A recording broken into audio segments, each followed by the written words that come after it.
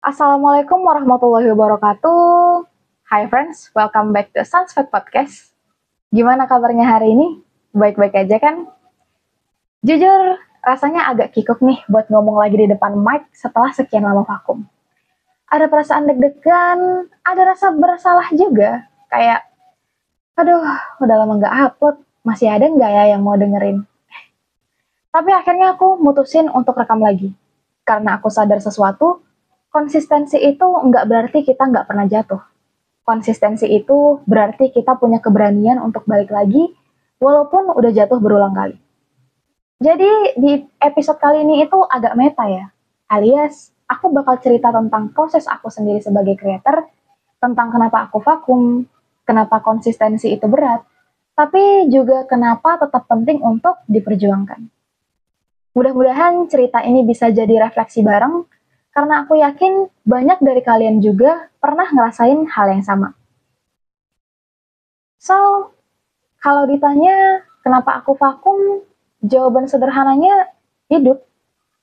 Kadang kita kebanjiran tugas, kerjaan, atau tanggung jawab lain. Kadang mental juga lagi drop. Aku pribadi sempat ada di fase perfeksionis banget.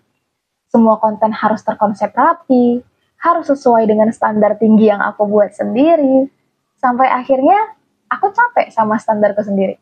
Dan pas capek itu, ya berhenti. Awalnya cuma mau istirahat sebentar, tapi ternyata lama-lama keterusan. Dan disitulah rasa bersalah mulai muncul. Aku jadi sering nanya ke diri sendiri, apa aku gagal? Apa aku nggak layak jadi creator? Aku yakin banyak dari kalian juga pernah gitu. Mulai sesuatu dengan semangat, terus kebentur realita, akhirnya berhenti. Padahal di hati kecil, masih ada keinginan buat lanjut. Tapi berat banget buat mulai lagi. Nah, konsistensi itu memang berat, karena dia bukan sekedar rutinitas, tapi komitmen. Komitmen buat hadir, bahkan di hari-hari ketika kita nggak lagi mood, lagi sibuk, atau lagi ngerasa nggak cukup baik. Aku sempat baca bukunya James Clear, Atomic Habits, di mana dia bilang, you don't rise to the level of your goals, you fall to the level of your system. Artinya, kita tuh sering kebawa semangat bikin target besar, tapi lupa nyiapin sistem kecil yang bisa ngejaga kita di hari-hari sulit. Dan aku sadar, aku jatuh karena sistem aku rapuh. Aku mau semuanya sempurna, padahal seharusnya yang penting itu hadir dulu aja. Dari sisi psikologi, ada istilah self-sabotage. Jadi kita itu takut gagal, kita malah berhenti mencoba. Ketika kita takut gagal, kita berhenti nyoba.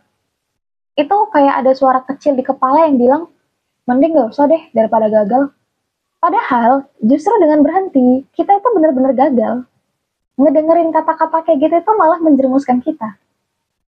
Albert Bandura, seorang psikolog terkenal, pernah ngomong soal self-efficacy, yaitu keyakinan kita sama kemampuan diri kita sendiri. Nah, kalau self-efficacy kita lemah, kemampuan diri sendiri kita ini, keyakinan kita kepada kemampuan kita sendiri ini nggak ada, kita gampang banget nyerah.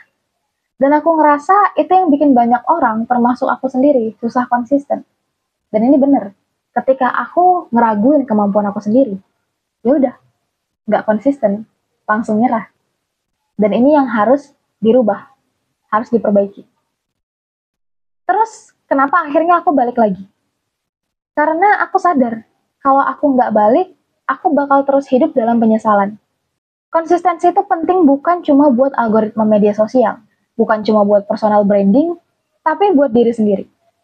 Setiap kali aku publish konten, sekecil apapun, rasanya kayak ngingetin diri, aku mampu, aku bisa, aku punya suara. Aku juga jadi ingat kata-katanya Carol Dweck tentang growth mindset. Dia bilang, orang dengan growth mindset percaya bahwa kalau kemampuan itu bisa dikembangkan lewat usaha, bukan cuma bawaan lahir. Dan balik lagi ke sini, rekam podcast lagi adalah bukti kecil kalau aku tuh masih berusaha tumbuh. Dan aku pengen tumbuh, nggak mau nyerah. Dan yang bikin aku terharu adalah audiens itu sebenarnya nggak sekeras yang kita kira. Kadang mereka nggak peduli kita vakum sebulan atau 2 bulan. Malah ada yang diam-diam nungguin. Ada yang bilang, Kak, kapan sih upload lagi? Dan itu bikin aku sadar, ternyata perjalanan naik turun ini juga bisa jadi inspirasi buat orang lain. Konsistensi itu bukan tentang nggak pernah berhenti, tapi konsistensi itu tentang berani mulai lagi setelah berhenti. Aku udah buktiin sendiri dari ngecek algoritma di YouTube aku. Walaupun aku vakum, audiensnya itu tetap masih sama seperti biasanya, walaupun aku udah nggak upload selama lebih kurang 2 bulan. Jadi itu yang bikin aku semangat lagi buat comeback lagi, buat penonton setia aku.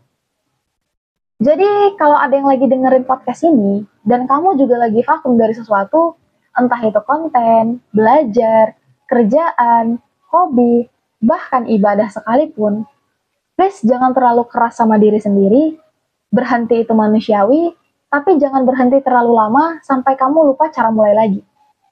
Viktor Frankl, seorang psikiater yang selamat dari kamp konsentrasi Nazi, pernah bilang, "When we are no longer able to change a situation, we are challenged to change ourselves." Kadang kita nggak bisa ngontrol kondisi luar, tapi kita bisa selalu ngontrol langkah kecil untuk bangkit. Kita nggak bisa ngontrol orang lain, tapi kita bisa ngontrol diri kita sendiri. So, langkah kecil itu bisa sesimpel kayak aku ngerekam podcast ini, atau tulis 1 halaman diary, atau upload 1 video pendek 1 hari.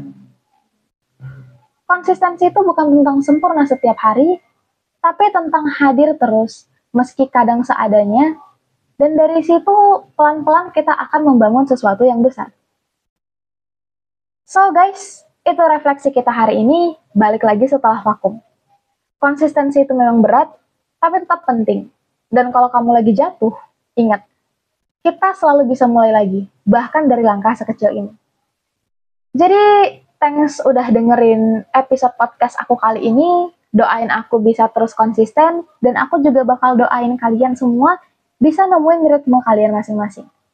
See you in the next podcast. Assalamualaikum warahmatullahi wabarakatuh. Bye.